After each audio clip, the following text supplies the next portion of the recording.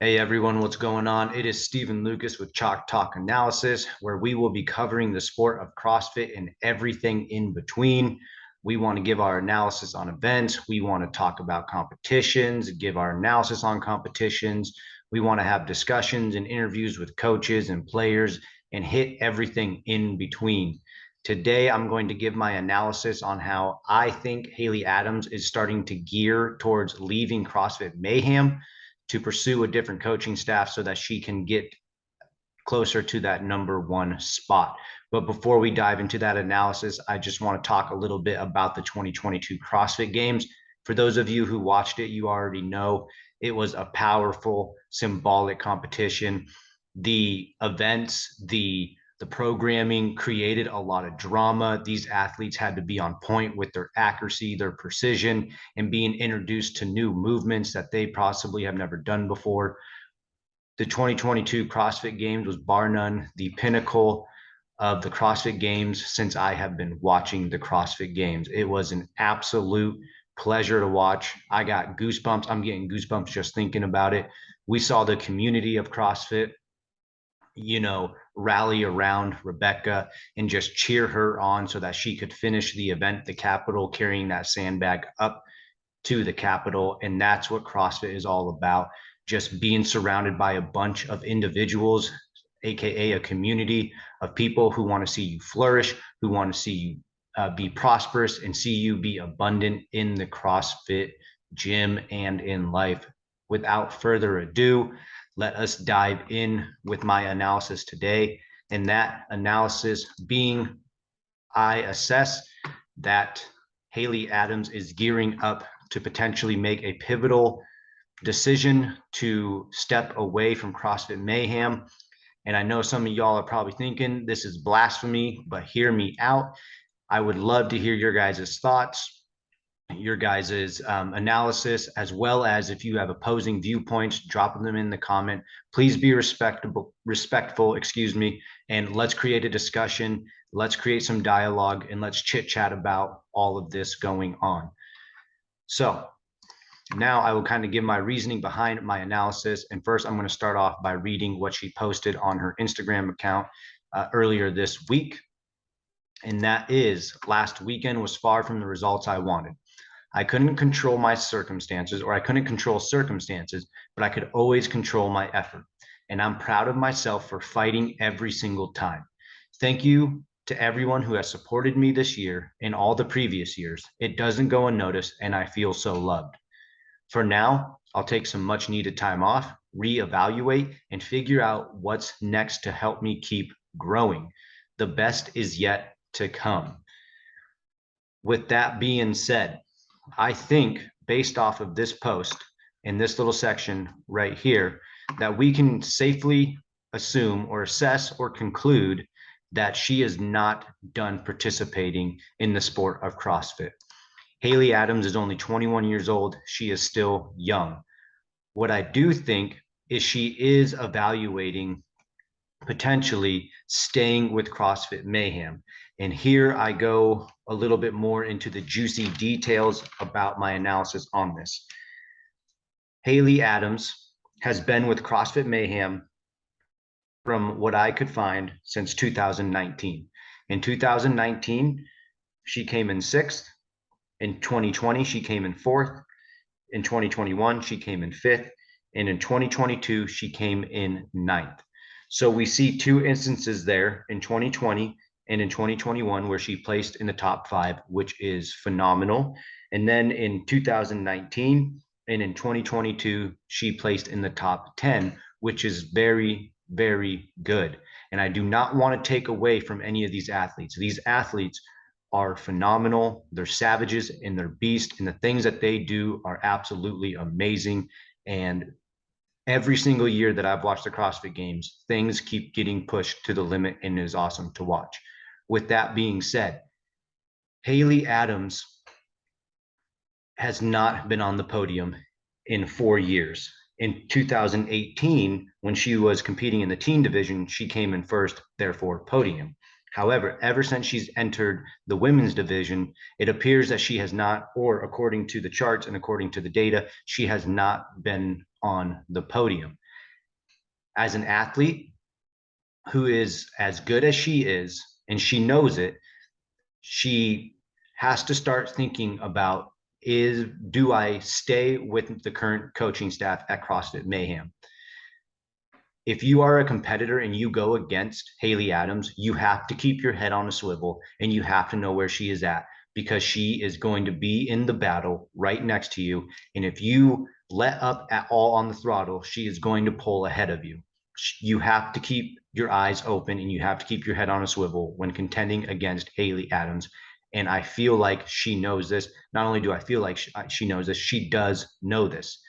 And so I think on the reevaluation spectrum that she talked about, let me just highlight that here real quick. All right. So right here, when she's talking about reevaluating, this is where I start analyzing and I start thinking is, one, you're young, you're only 21 years old, your room for growth, right, is your potential is unlimited, basically. So do you start thinking about making that pivotal shift in your career and find a new coaching staff? I will back this up a little bit more, right? You have to start comparing yourself to your competitive counterparts as well, right? These other people who are in the competitive domain of CrossFit, you have to start racking and stacking against them.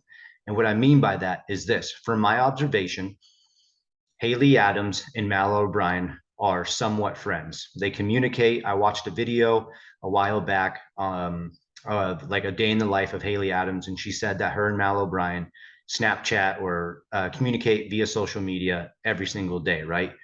So when you are Haley Adams, or if I was Haley Adams, or potentially Haley Adams is thinking this, when you see Mal O'Brien make a shift in her career and start go training under Hard Work Pays Off and places the podium her first year working under Hard Work Pays Off, it gets your mind to start thinking that maybe as a competitive athlete, maybe I need to make a shift in my career and find a new coaching staff. And during the 2022 Noble CrossFit Games press conference, Mal O'Brien said that she's only been working with Matt Frazier / Hard Work Pays Off for 6 months. So that's another consideration. If it hasn't been a year, it's only been 6 months, and you podiumed, that's phenomenal. Additionally, Jason Hopper in 2021, I don't remember where he sat on the rank structure, but what I do know is since he started training under Hard Work Pays Off, that he scored better in the rank structure. So he went from, this is just an example, let's just say he went from, like Jason Hopper went from like 10th place to 7th place or something like that, right?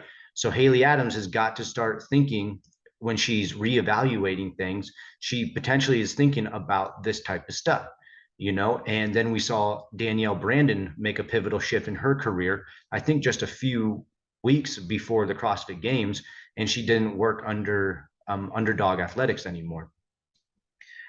In addition to all this, right, Haley Adams likely is going to start looking at the athletes that fall underneath CrossFit Mayhem as well. And what I mean by this is, if we look at, and I apologize because I'm probably going to butcher names here, and I apologize. If we look at Guy Milijeros, this year in 2022, he placed 10th. This year he trained under CrossFit Mayhem. Last year he placed 7th, and that was under a different CrossFit affiliation for Milijeros. If we look at Bailey Rail, she placed 28th under CrossFit Mayhem. In 2021, she placed 18th, and I couldn't find who she was affiliated with. Actually, the CrossFit website said she was unaffiliated. And then in 2020 and 2019, I didn't find any information. It's possible, those years were the weird years that we were all going through that, the wave of the crap all around the world. And then if we look at Cara Saunders, right, from what I found is in 2022, she placed 7th. In 2021, she placed 36th, and she was with a different affiliation. She was not with CrossFit Mayhem. So, I mean, that's pretty good, right? 36 to 7th. 2020, she placed 8th, right? So in 2020, she still was doing really well. And that was under a different CrossFit affiliation. And then in 2019, I didn't find any information. So I'm assuming that she didn't make the cut, but I don't know. And then in 2018, she placed 4th. And in 2017, she came in 2nd. For the 2017 rank, I could not find the CrossFit affiliation or the CrossFit box that she was associated with. So basically, what I'm getting at with that is there is a lot of fluctuation with these athletes who are training under CrossFit Mayhem. And again, I don't want to take anything away from Rich Froning and his establishment because he's obviously very successful and that is awesome. And we know that in the team division, he's smacking everybody, right? When he was training individual or he was competing individual, he smacked everybody as well. But part of being a good coach is being able to produce athletes who win. And sometimes when you are a coach or you are a head coach, whatever it may be, sometimes you have the upper hand if you've been in the dogfight and you understand the mindset of what it takes to win championships. What I want to hit on real quick, a little side note, is during the 2022 Noble CrossFit Games press conference, Rich Froning was asked the question from one of the individuals in the crowd, what he thought about the individual games programming.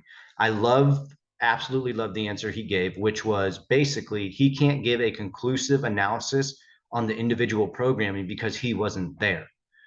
In my mind, this goes to show me exactly what is that. Is like he's not there. And I think it is super important if you are a coach and you're training individual athletes to watch the events that they're competing in.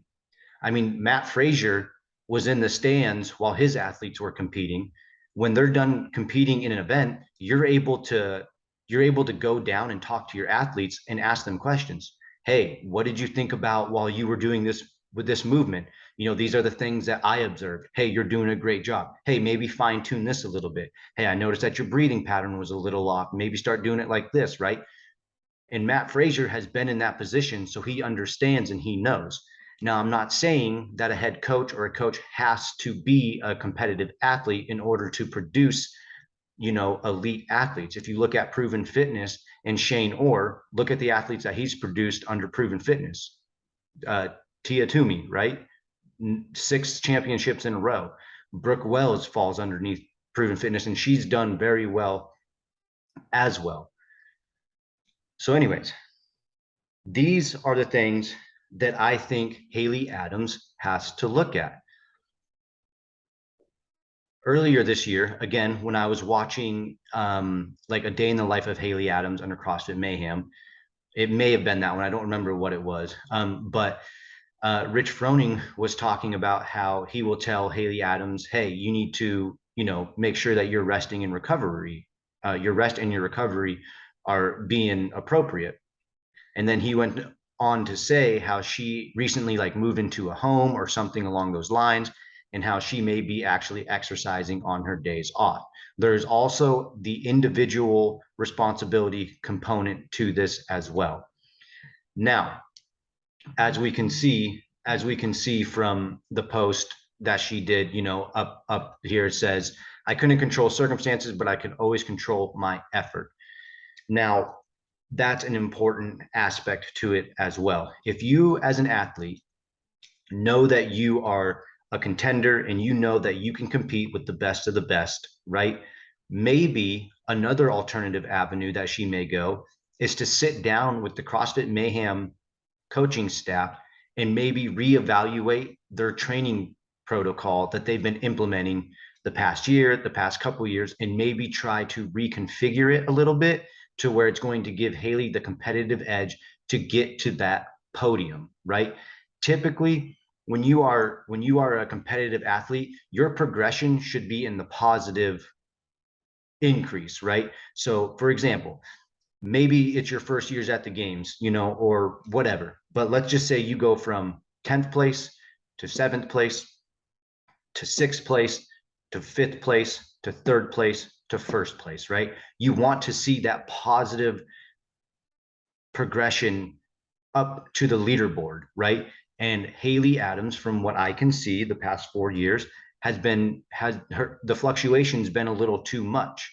And when you start thinking about all these things, throwing it into, like she's saying, taking some much needed time off to reevaluate and figure out what's next to help her keep growing. I do think that she is thinking about that type of stuff. And I wish her the best. I really think that when it comes down to it, that if she does make the decision to, make a pivotal shift in her career and find a new coaching staff or a new CrossFit gym to train under, that she has to know that she is 21 years old and she has many, many moons to come of competing in the sport of CrossFit. All right, guys, I think that is everything that I have for today. I want to know what you guys think. All right. Drop some comments. If you got opposing viewpoints, let me know. Let's create some dialogue. Let's chit chat. Let's get into the nitty gritty of this. The only thing I ask is just please be respectful. And I look forward to making more of these videos and hearing from you guys. All right. Have a good day. Later.